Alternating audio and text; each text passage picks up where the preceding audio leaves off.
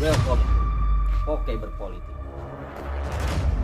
Indonesia itulah negara kita tercinta. Banyak sekali tingkat kemiskinan. Cara mengatasi itu Apakah itu kesalahan dari sebuah peraturan pemerintah atau kesalahan dari masyarakat yang dilakukan pemerintah kita berdasarkan tahun 2023? Mari kita bahas tuntas. Sudah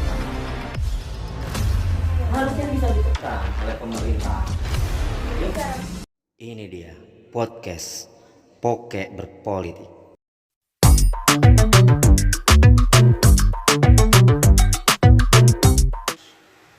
Bersama saya Abi Wada Ardiansa. Kali ini kita akan membahas isu sosial, di mana tingkat pengangguran yang masih tinggi yang terjadi di negara kita, dan itu berdampak kepada kemiskinan.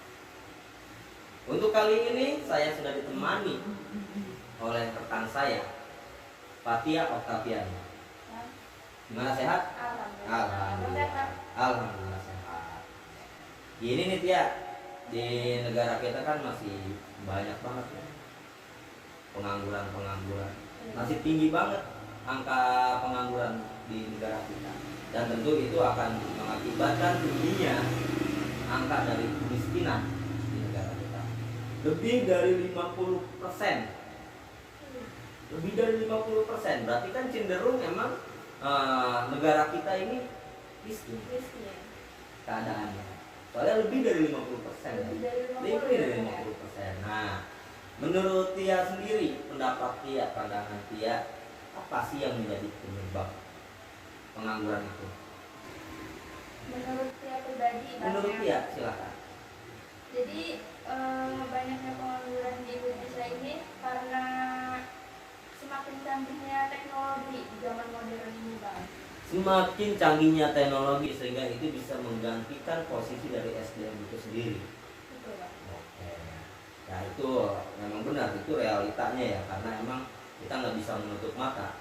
Teknologi, perkembangan teknologi semakin tahun itu akan semakin berkembang, akan semakin canggih. Tentu saja itu terjadi. Kalau menurut Abang pribadi? Kalau menurut saya pribadi, Iya. penyebab pengangguran selain yang tadi dikatakan Tia, penyebab pengangguran di Indonesia adanya ketidakseimbangan antara pekerjaan dan jumlah tenaga kerja yang meningkat setiap tahunnya. Adanya persaingan ketat di antara fresh grad maupun yang sudah berpengalaman membuat fenomena baru bahwa ketidakseimbangan tersebut telah terjadi di negara kita. Jadi setiap tahunnya meningkat ya, Bang, ya? Setiap tahunnya akan terus meningkat, dan didukung juga dengan syarat-syarat yang disediakan oleh perusahaan untuk menjadi pekerja mereka, untuk menjadi karyawan mereka. Itu syarat-syarat yang begitu tinggi, terutama dalam faktor pendidikan.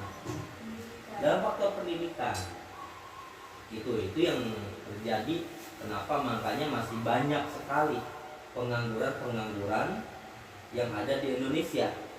Ya, walaupun kita emang tidak bisa menutup mata juga ya, terkadang memang dari masyarakat kita sendiri yang memang cenderung ya ada kemalasan dalam bekerja. Betul.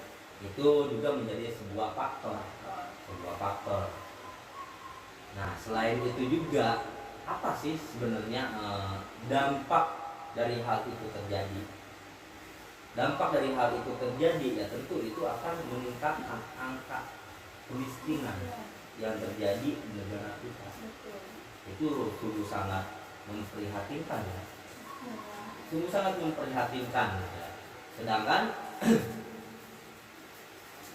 ayat 1 sampai 4 pasal 34 Undang-Undang 1945, fakir miskin dan anak-anak terlantar dipelihara oleh negara. Negara mengembangkan sistem jaminan sosial bagi seluruh rakyat dan memperdayakan masyarakat yang lemah dan tidak mampu sesuai dengan martabat kemanusiaan. Nah, itu yang menjadi sebuah catatan ataupun sebuah peranan yang harus dilakukan ya. Jadi gini, gimana caranya pemerintah kita bisa mengelola masyarakat kita sendiri gitu.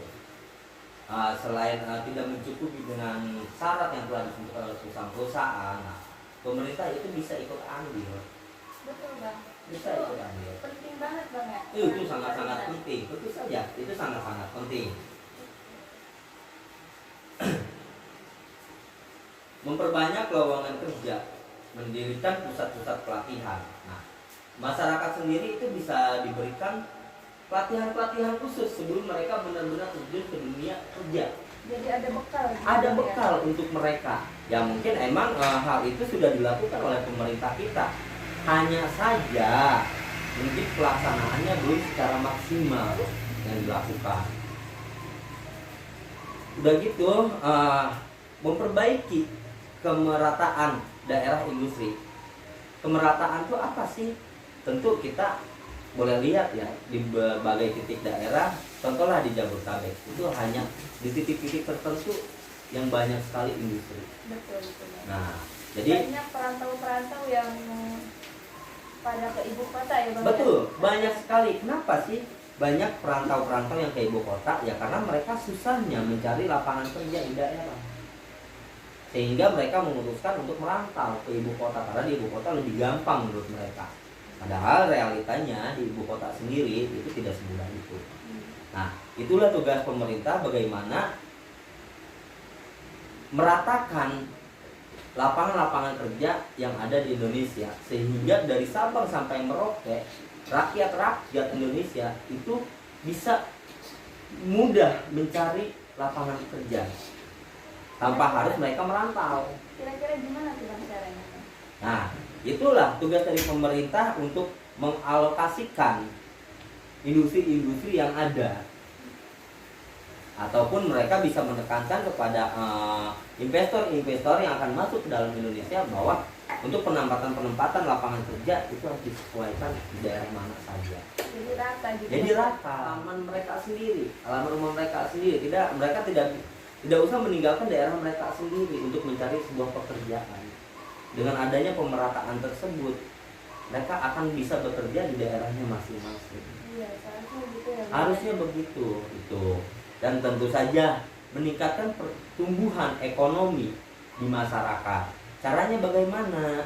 Nah, bisa memberikan UKM untuk masyarakat yang memang notabene tidak memiliki pendidikan tinggi yang bisa memenuhi syarat untuk bekerja di perusahaan orang. Itu yang harus dilakukan. Ya mungkin UKM untuk saat ini dari pemerintah itu sudah menjadi sebuah program, hanya perlu dimaksimalkan saja. Dan selanjutnya mungkin pemerintah bisa untuk mempermudah, untuk menekankan kepada perusahaan-perusahaan yang ada untuk mempermudah syarat kerja. Yang saya bilang tadi, enggak semua masyarakat di Indonesia itu mempunyai pendidikan yang tinggi yang bisa menunjang mereka untuk memenuhi syarat dalam masuk dunia kerja. Itu catatan-catatan yang penting yang memang harus dilakukan. Kebijakan-kebijakan yang dilakukan oleh para perusahaan itu sebenarnya bisa ditekan oleh pemerintah. Harusnya bisa ditekan oleh pemerintah. Terus memberikan pelayanan yang baik terhadap masyarakat. Itu juga tugas dari pemerintah. Melaksanakan pengawasan yang ketat terhadap perusahaan-perusahaan yang ada. Agar apa? Agar perusahaan-perusahaan yang ada melakukannya secara benar, secara teratur, tidak ada unsur kepentingan pribadi atau keuntungan pribadi di dalam perusahaan tersebut. Jadi cara mengatasi pungutan liar ini bagaimana bang?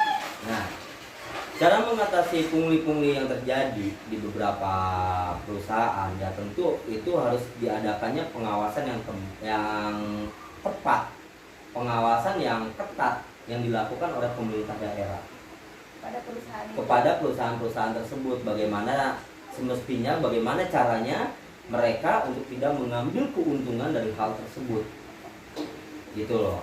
Dan tentu kesadaran masyarakat sendiri itu diperlukan. Jadi kenapa kesadaran masyarakat diperlukan?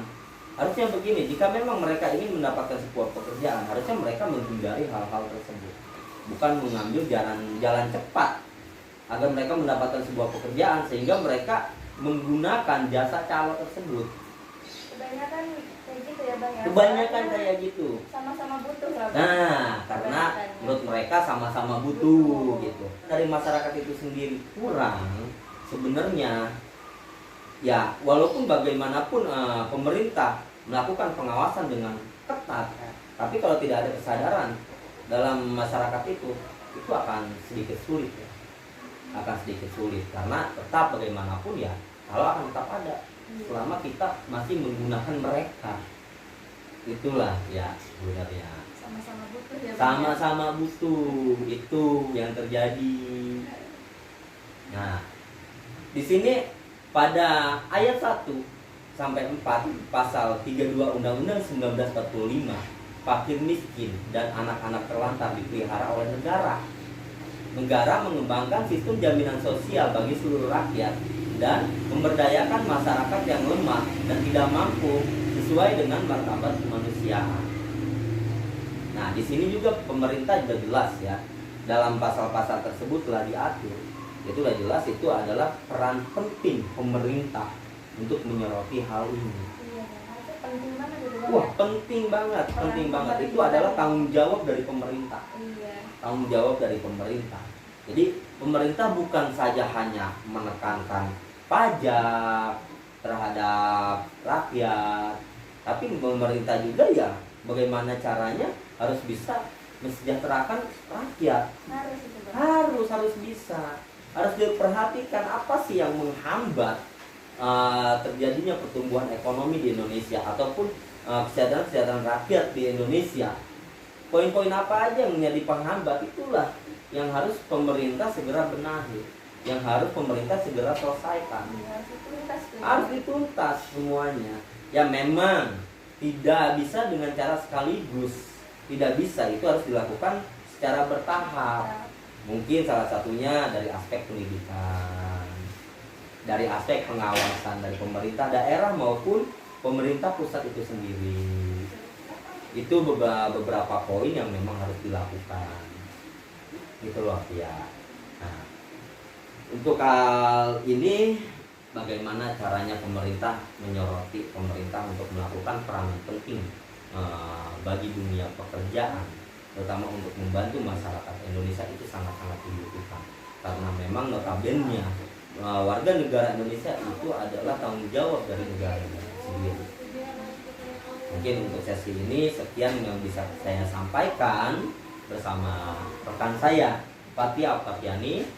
Thank you banyak nih Iya, Bang. udah mau mampir ke sini. Makasih juga Bang. Ya, sama-sama. Dan untuk teman-teman yang mau berpendapat, silakan teman-teman bisa berpendapat di kolom komentar. Tuliskan pendapatnya, apa yang menjadi pendapatnya. Mungkin untuk sesi sekarang cukup sekian dari saya. Saya Abiyu Adardiansa. Terus bersemangat. Terima kasih.